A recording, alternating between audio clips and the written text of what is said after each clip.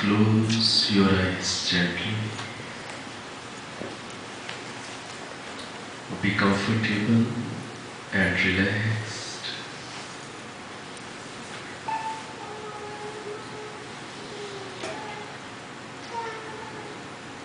Be aware of present and be non-reactive to all kind of sounds.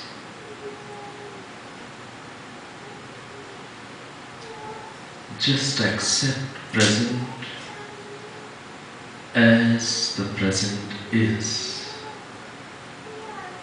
without any reaction.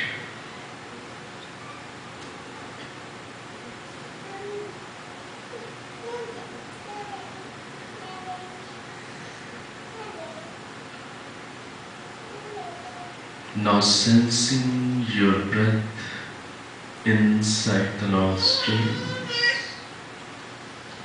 Inhale deeply and sensing your breath, exhale gently. Repeat this procedure for 2-3 times.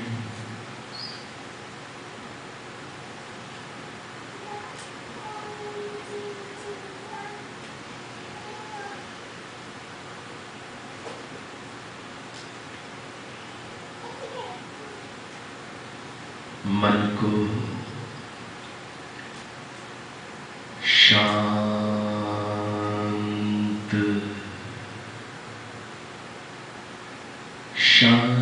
बनाते जाए।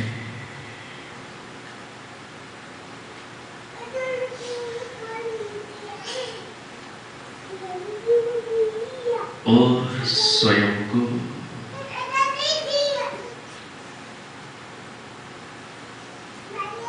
सर्वव्यापक परमपिता परमेश्वर की Holi presence के लिए जागरूक करते जाएं। Make yourself aware of His holy presence.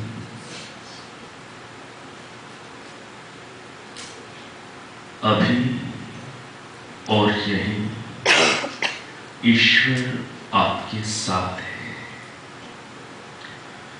इस सत्य के प्रति जग जाएं, इस सत्य को स्वीकार करें।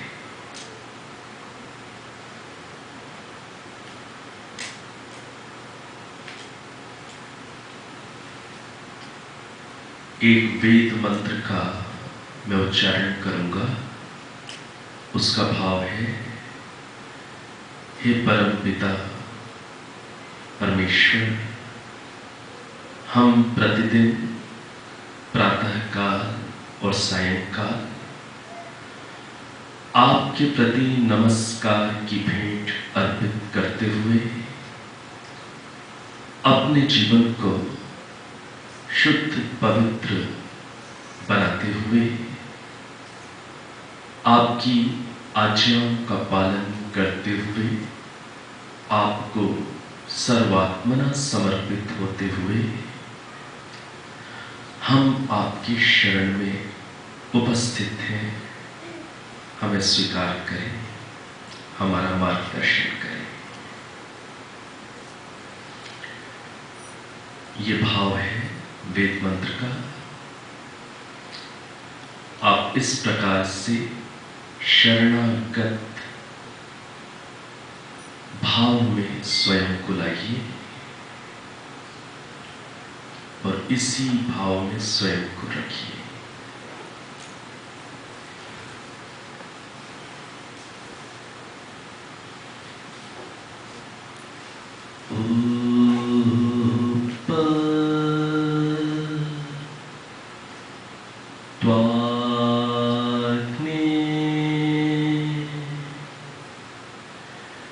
दिवे दिवे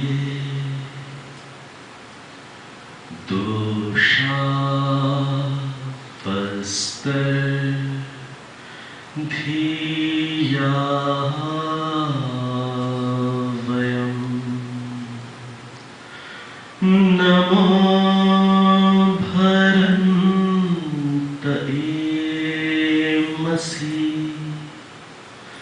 नमो भरन्तएमसि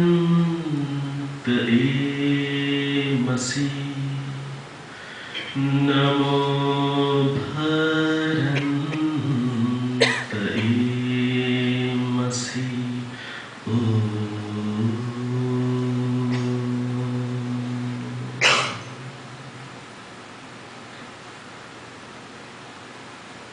अब आप अपने नेत्रों को खोल सकते हैं।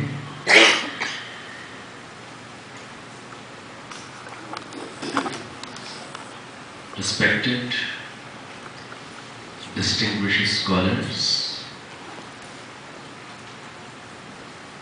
better audience and dear friends,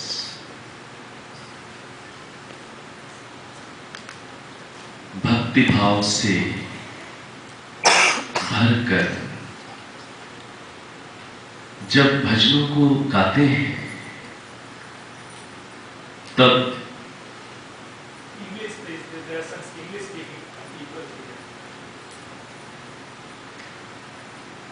how many of you can't understand Hindi? Please raise your hands.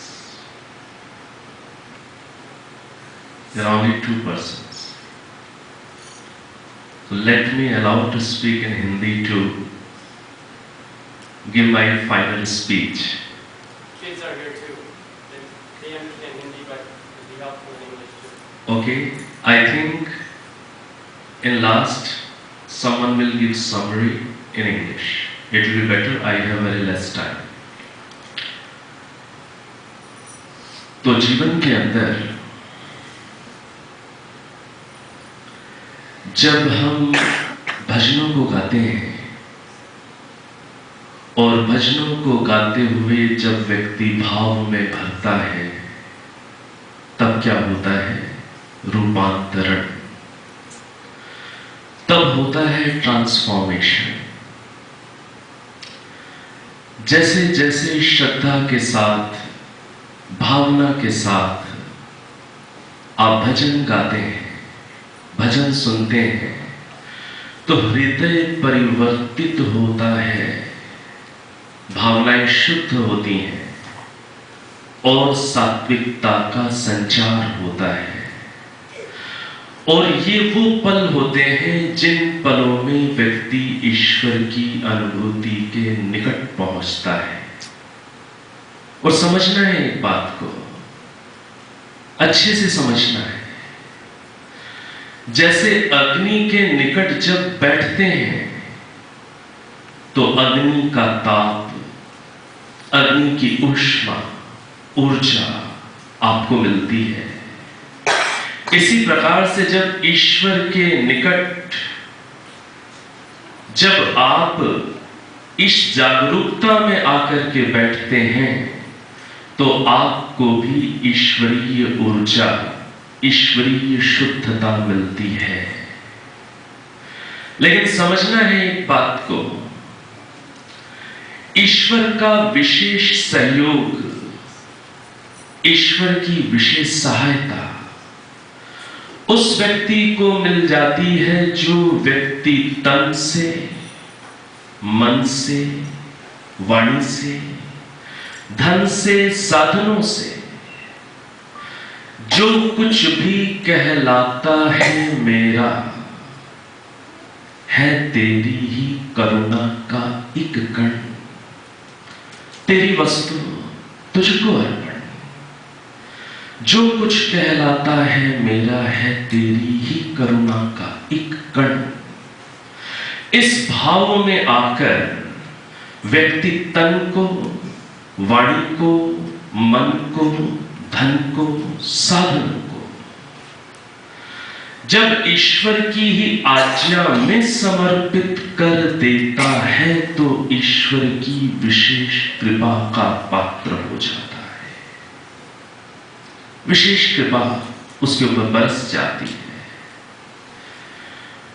अब विशेष कृपा की प्राप्ति करनी है तो तन, मन, वाणी, साधन, जो कुछ भी है, एक तो प्रभु का अनुभव में आ जाए और उसके साथ साथ प्रभु की ही आज्ञा में लगाने का भाव आ जाए, तो अंदर बैठे प्रभु आपको उठा देते हैं ऊंची आध्यात्मिक स्थितियों को, जिनको हम सोचते हैं कि ना जाने इस जीवन में अनुभव कर पाएंगे कि नहीं कर पाएंगे।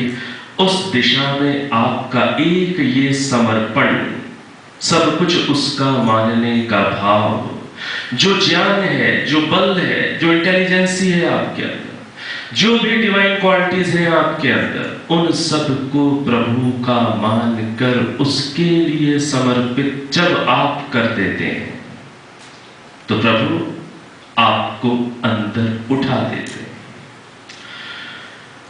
भावनाओं में आना भी सरल नहीं होता, लेकिन भावनाओं में आने के बाद अपने व्यवहार को बदलना उससे भी कठिन होता है। इसको समझना है। व्यक्ति भावना में तो आ जाता है, इमोशंस थोड़ी देर के लिए तो पैदा किए जा सकते हैं, उस अंदर गहरे स्पंदन को आप कुछ देर के लिए अनुभव तो कर सकते हैं, लेकिन उस आध्यात्मिक अनुभूति के आधार पर अपने जीवन को बदल देने का संकल्प, अपने जीवन व्यवहार के अंदर ट्रांसफॉर्मेशन लाने का पुरुषार्थ कोई बिरले ही कर पाते हैं, और वो जो पुरुषार्थ जो बिरले कर लेते हैं तो वो समाधिस्थ हो जाते हैं। तो समझिएगा, इस बात को समझिएगा, भावनाएं बहुत जरूरी हैं। भावनाएं तो आधार है, भावनाओं के बगैर तो जीवन शून्य है, लेकिन उन भावनाओं के साथ साथ फिर मेहनत भी आवश्यक है। हमारे हैबिट पैटर्न्स, जन्म जन्मांतर की हमारी आदतें, जन्म जन्मांतर के हमारे हैबिट पैटर्न्स, आज जिस प्रकार से डॉक्टर चंदोरा जी ने आपके सामने घोषणा की कि नेशनल वेजिटेरियन एसोसिएशन के माध्यम से अब हम लोग मिलकर के आगे प्राणियों के जीवन के संरक्षण के लिए, लोगों के स्वास्थ्य के लिए, इस जलवायु को, वातावरण को शुद्ध पवित्र बनाए रखने के लिए एक टीम है, सभी हम उत्सव के मेंबर हैं, हम लोग प्रयास करेंगे। बहुत पवित्र कार्य है, बहुत उत्तम कार्य है। व्यक्ति जानता भी है, समझता भी है कि हम एनिमल लवर्स हैं, कितना प्रेम है आपके अंदर पशुओं के प्रति, कितना प्रेम है आपके अंदर पक्षियों के प्रति। हम सभी उस सेंसिटिविटी को जानते हैं, समझते हैं, जिस सेंसिटिविटी के कारण हमारे अंदर प्रेम उमड़ता है दूसरों के लिए। तो इस बात को समझते हुए अब ये भी हम समझते हैं, क्या बात समझते हैं, कैसी डाइट हमारे लिए ठीक है, कैसी डाइट हमारे लिए ठीक नहीं है, समझते हैं। एनिमल्स की रक्षा के लिए हमारा क्या कर्तव्य है, हम समझते हैं। इस वातावरण को शुद्ध रखने के लिए हम इस बात को जानते हैं कि स्लॉटर हाउसेस बंद हो जाने चाहिए। सबसे अधिक मीथेन का प्रोडक्शन स्लॉटर हाउसेस से होता है, हम समझते हैं। तो जो हम समझते हैं वो हमारे जीवन में आ जाए तो प्रभु की भक्ति की गहरी शुरुआत है। इसको समझिएगा। जो हम अच्छा जानते हैं, जो हम सत्य जानते हैं, जो हमारा जानना वैज्ञानिक है, प्रभु के आदेश के अनुसार है, वो जानना जीवन में समा जाए, इम्प्लीमेंटेशन के मोड में हमारा जीवन आ जाए, तो प्रभु की भक्ति गहराई में चली जाती है। तो आप सभी प्रभु भक्त हैं, ईश्वर भक्त हैं। इन बातों को समझते हुए जब कभी अपनी बनाई हुई जन्म जन्मांतर की आदत आपको, किसी को अपने टेस्ट के कारण फिर उसी ओर खींचती हुई नजर आए। आदत है, जन्म जन्मांतर की आदतें हैं, हैबिट पैटर्न्स हैं। जानते हुए, समझते हुए, सब कुछ समझते हुए जब कभी ऐसा महसूस हो कि इस टेस्ट बड के कारण फिर से मेरा झुकाव हो रहा है, फिश, सी एनिमल्स, जो भी नॉन वेजिटेरियन डाइट है, उस ओर मेरा खिंचाव हो रहा है, झुकाव हो रहा है, तो प्रभु से प्रार्थना करने लग जाइए, रक्षा करिए, मेरे अंदर शुद्ध ज्ञान का संचार करिए। ये क्या बात हुई कि मैं समझता हुआ भी फिर उसी ओर झुक रहा हूं, उसी पाप की ओर जिस पाप को करके आपकी कृपा से वंचित हो जाऊंगा, उस पाप की ओर झुक रहा हूं। तो हे प्रभु, आप मेरे अंदर बैठे हुए हैं, मेरी मानसिक स्थिति को बदलने में मेरी सहायता कर दीजिए। इस मन को पलट दीजिए जिसके अंदर दूसरे के प्रति सेंसिटिविटी इस समय नहीं जग पा रही, करुणा नहीं आ पा रही। प्रभु, मेरा हृदय करुणा से भर दीजिए, मैं किसी को मार कर अपना पेट भरने वाला ना बनूं। ये भाव मेरे अंदर भर दीजिए। तो ऐसे ही जब हम जीवन के अंदर अपनी आदतों को समझते हुए रूपांतरित होने की मेहनत करनी शुरू कर देते हैं, तो प्रभु की विशेष कृपा जीवन में हमें मिलनी प्रारंभ हो जाती है। ये जो जीवन है, इस जीवन का क्या भरोसा? कोई भरोसा है? कल का सूरज देख पाए न देख पाए, कोई भरोसा है? कोई भरोसा नहीं। जितनी जल्दी जाग जग जाए और जितनी जल्दी अपने आप को परिवर्तित करने के लिए कदम आगे बढ़ जाए, जितनी जल्दी हो जाए, वही सच्ची सुबह है। क्षण भंगुर जीवन की कलिका, कल प्रातः जानी खिले न खिले, मलयाचल सेवित शीतल मंद सुगंध समीर बहे न बहे, कर काल कुठार लिए फिरता तन नम्र चोट छिले न छिले, जब ले प्रभु नाम अरि रसने पुनि अंत समय में हिले न हिले। प्रभु का नाम जपने का गहरा भाव क्या है? गहरा भाव है कि प्रभु की सत्ता के प्रति सजगता बनी रहे, और प्रभु की सत्ता के प्रति सजगता के साथ साथ ये प्रभु क्या चाहते हैं मुझसे, ये मेरे साक्षी परमात्मा, ये मेरी जगत जननी मुझसे क्या चाहती है, प्रभु की इच्छा के अनुसार मेरा जीवन में बनाता चला जाऊं। ये है नाम स्मरण, इसे कहते हैं नाम स्मरण। प्रभु की सत्ता के प्रति जागरूकता, प्रभु के नाम के मन में स्मृति के साथ, स्मरण के साथ सत्ता के प्रति सजगता, और सत्ता के प्रति सजगता के साथ ये प्रभु मुझसे क्या चाहते हैं वैसा जीवन बनाने का पुरुषार्थ, ये सब मिलाकर कहलाता है सच्चा नाम स्मरण। तो जीवन के अंदर हम अपने आप को बदल दें तो ये जीवन हमारा सफल है। आज मुझे बहुत अच्छा लगा देखकर ये कितनी मेहनत से छोटे छोटे बच्चों को भजन आप लोगों ने तैयार कराए हैं, और मैं जो हमारे आज के यजमान हैं श्री मुकुट जी, इनका धन्यवाद करता हूं कि किस प्रकार से उत्साह के साथ बच्चों को सबको लेकर के आप लोग यहां पर आए हैं। आप सभी का स्वागत है। बच्चों का निर्माण होता हुआ देख करके मन प्रसन्नता से भर जाता है, बहुत अच्छा लगता है देखकर।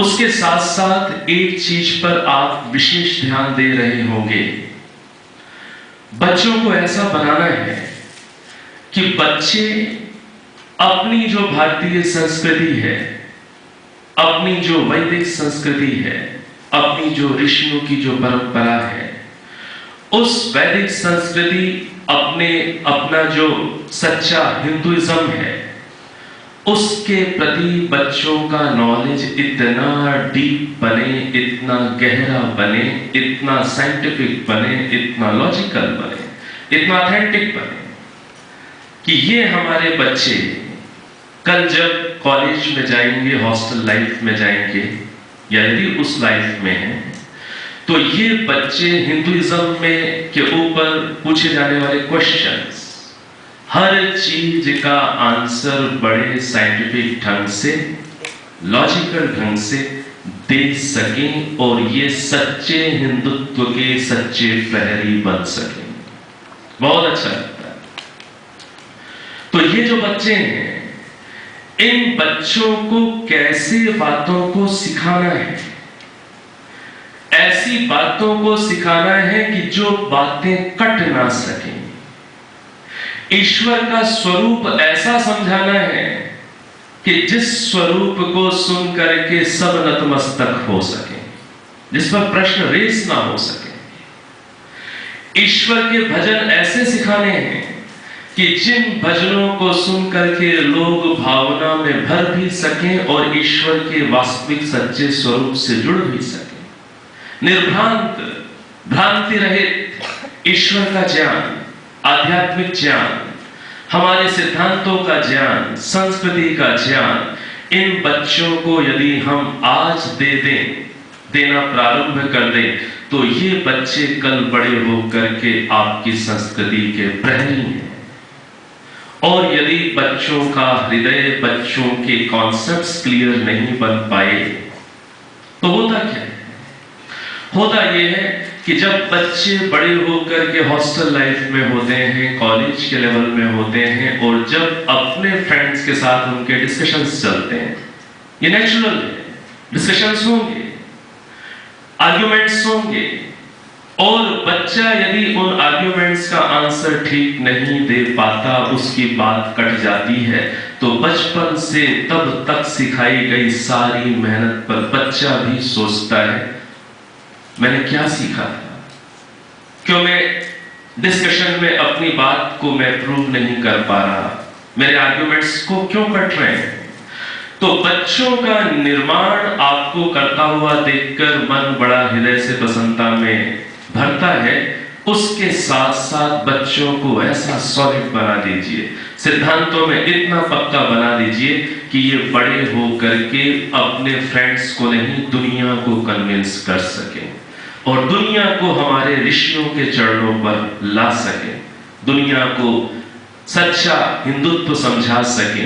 हमारे दर्शन, हमारे उपनिषद, हमारी गीता, हमारा महाभारत, हमारी रामायण, हमारे ये महापुरुष और सच्चे ईश्वर, इनसे जोड़ सके।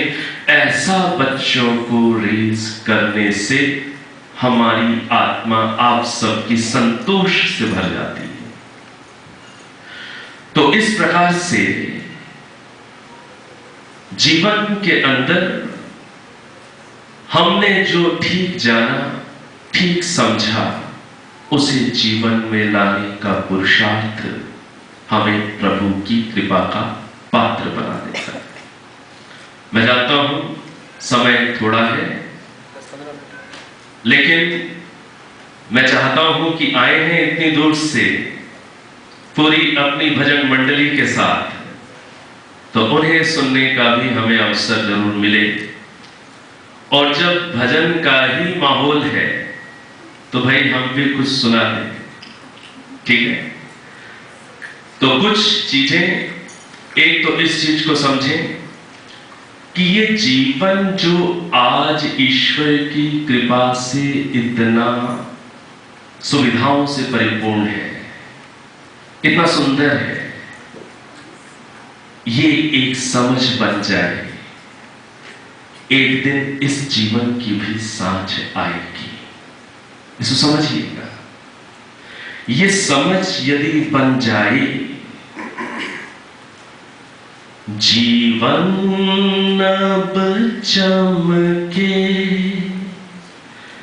एक दिन होगी सांझ रे, जिसकी गोद में अंत बसेरा, उस मां को मत भूल रे, जिसकी गोद में अंत बसेरा, उस मां को मत भूल रे। ईश्वर की कृपा से ये जीवन जो इतना अच्छा मिला है, ये याद रह जाए, सांझ आएगी, और सांझ आने के बाद सब यहीं छूट जाता है। छूट जाता है कि नहीं छूट जाता? छूट जाता है ना, छूट जाता है।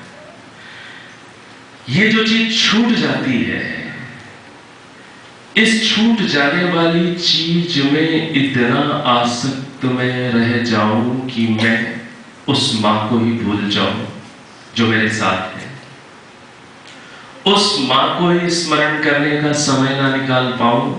किसके लिए? जिस चीज ने छूट जाना है, और छूटना जरूर है, सांझ आनी जरूर है। तो बस इतनी सी इंटेलिजेंसी रह जाए कि जिसका संग सदा है, जो अभी हर पल संग है, और जिसके ही संग आगे की यात्रा होने वाली है, बस उसके संग को आप बिल्कुल माइनर मत बना देना, भूल मत जाना। इतनी सी जागरूकता कि मां की गोद में रहते हुए इस जीवन को जीने का अभ्यास मुझे करना है। क्या अभ्यास करना है? मां की गोद में रहते हुए जीवन के कर्तव्यों को निभाने का अभ्यास करना है। इतना सही तो करना है। बच्चों का लालन पालन पोषण, उन्हें प्रेम, उन्हें गले से लगाना, सब करना है। लेकिन बस इतनी याद रह जाए कि मैं खुद मां के गले पड़ा रहूं, बस इतनी याद रह जाए। तो ईश्वर को स्मरण करने के लिए, ईश्वर की स्मृति को अपने अंदर स्थापित बनाए रखने के लिए आप लोग भक्ति करते हैं। कुछ समय जरूर ध्यान के लिए निकालते रहें, उसमें बैठते रहें, जिससे आपकी ये स्थिति बने और मृत्यु काल के समय भी इसी भाव में हमारा प्रयाण हो सके। इस चीज को अच्छे से समझिए। केवल ओम नाम लेने से नहीं होता काम, ओम नाम के साथ वो अंडरस्टैंडिंग भी चाहिए। उस प्रेजेंस के लिए आपकी जागरूकता चाहिए। उस जागरूकता का अभ्यास हम और आप ऐसे ही जीवन में बनाते हुए अगले जीवन में, और अगले जीवन में क्यों, मुक्त होने की तैयारी हम लोग करते रहें, तो ये जीवन सफल है। तो जैसे जैसे व्यक्ति समर्पण करता जाता है, वैसे वैसे व्यक्ति को ईश्वर के नाम में रस आने लग जाता है। कई बार लोग बोलते हैं रस नहीं आता, प्रेम बड़ा पैदा करना पड़ता है, हो नहीं रहा पैदा, बड़ा जोर लगाना पड़ता है। जब कभी जोर लगाना पड़ रहा हो प्रेम के भाव को लाने के लिए, तो समझिएगा कि अभी समर्पण घटा नहीं, अभी समर्पण बन नहीं पा रहा। तो समर्पण करिए, इस सत्य को समझिए कि सब प्रभु का दिया हुआ है। ये सांसें, ये जो हृदय की धड़कनें, ये जो कुछ भी है, सब प्रभु का दिया हुआ है। जितना आप इसको समझने में समय लगाएंगे, जितनी जितनी ये समझ बनेगी उतना उतना समर्पण आएगा, और जितनी जितनी ये समझ बनेगी कि ये सब उसी की कृपा से हो रहा है, उतना उतना प्रेम आएगा, और उतना उतना प्रेम आएगा तो फिर आप गाएंगे, मुझे रास आ गया है तेरे दर पे सर झुकाना, मुझे रास आ गया है तेरे दर पे सर झुकाना, तुझे मिल गया पुजारी, मुझे मिल गया ठिकाना, तुझे मिल गया पुजारी, मुझे मिल गया ठिकाना, मुझे रास आ गया है तेरे दर पे सर झुकाना, तेरी दया हो सब पर है जगत के खिमैया है, जगत के खिमैया, मझधार में है नैया, तुझे पार है लगाना, मझधार में है नैया, तुझे पार है लगाना, मुझे रास आ गया है तेरे दर पे सर झुकाना। जो भक्त है, भक्त कभी कभी सोचता है, क्या सोचता है कि पहले तो भाई कोई पूछता ही नहीं था, पहले तो कोई जानता ही नहीं था कि भाई कौन है क्या है, पहले तो कोई पूछता नहीं था, पहले तो कोई जानता नहीं था, कोई इंपॉर्टेंस ही नहीं थी। तो भक्त तो सोचता है कि जब से प्रभु मैंने तुझे याद करना शुरू किया है, तब से मेरी जिंदगी खजाना बन गई, तब से लोग ना जाने क्यों मेरी ओर खींचते चले जाते हैं। भक्त ऐसे सोचता है, पहले तो कोई पूछता ही नहीं था, कोई पहचानता ही नहीं था। तो भक्त इस भाव में आकर के, क्या है भजन की पंक्तियां, मुझे कौन जानता था तेरी बंदगी से पहले, तेरी बंदगी से पहले, तेरी याद ने बनाई मेरी जिंदगी खजाना, तेरी याद ने बनाई मेरी जिंदगी खजाना, मुझे रास आ गया है तेरे दर पे सर झुकाना।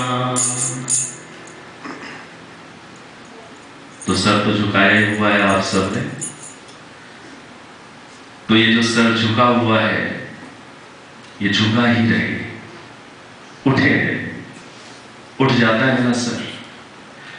जैसे ही कोई अच्छा काम किया, जो सर झुका रखा था उठ जाता, क्या आ जाता है? मैं आ जाता है। तो भक्त की स्मार्टनेस ने यही है, आप सभी ईश्वर भक्त हैं, इसी में स्मार्टनेस है कि जो झुका दिया वो झुका ही रहे, उठे नहीं। जो कुछ भी करते हैं उसमें करते हुए किसकी मोहर लगनी चाहिए? अपनी की प्रभु की? प्रभु की। और थोड़ा सा चादर उठाकर समेट दी कि मोहर अपनी लग जाती है। बड़ा जिसे कहते हैं बहुत ही नाजुक क्षेत्र है, कहीं गंदगी है और मैंने झाड़ू मार दिया और ध्यान नहीं रहा कि मोहर मेरी लग रही है, तो फिर प्रभु से दूर हो जाएंगे। तो जो सर झुकाया है आपने समर्पण के अंदर, साधना के अंदर, उस सर को दिन भर झुका करके रखना साधना के उत्कर्ष पर व्यक्ति को पहुंचा देता है। भाव में आकर के हम झुक तो जाते हैं, उसी को मेंटेन जीवन में कर लेना हमें साधना में आगे लेकर के चला जाता है।